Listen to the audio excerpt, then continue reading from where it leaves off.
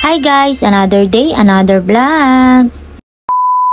Araw-araw nga ako nag-aalarm dahil nga kailangan maaga nga tayong gumising. Tanghali pa naman yung pasok ko pero kailangan ko na nga gumising dahil nga marami pa akong gagawin. Ang hirap nga palang gumising ng umaga araw-araw lalo na kung inaantok ka pa. Pumayaman nga lang ako hindi ko na kailangan pang gumising ng maaga. Char! Bumaba na nga ako sa mga oras na yan para naman umpisa ng aking buong araw. Uy, sana all good mood buong araw at hindi magagalit for today's video. Char! Pagbaba ko nga dito ay may ready na nga na timpladong kape para sa akin.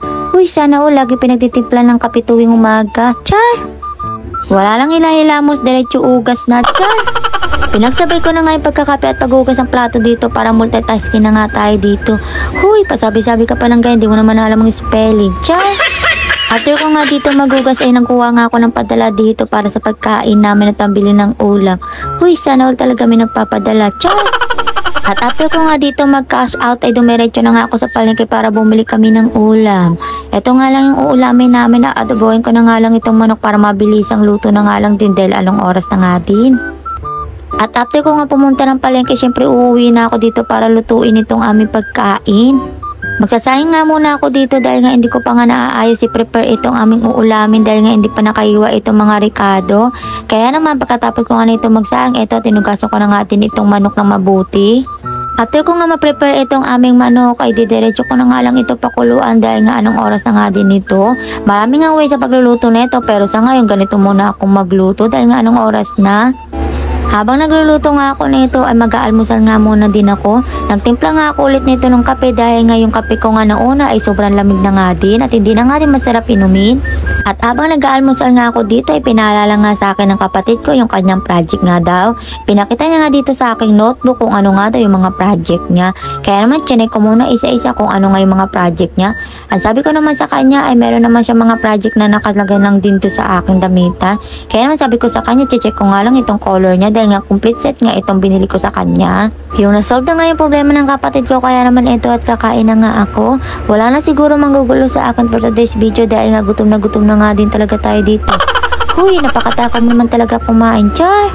After ko nga nito kumain ay pinagtripan ko naman itong pamangking ko. Pil na talaga yung kanyang cellphone dahil nga daw iPhone nga daw itong cellphone niya.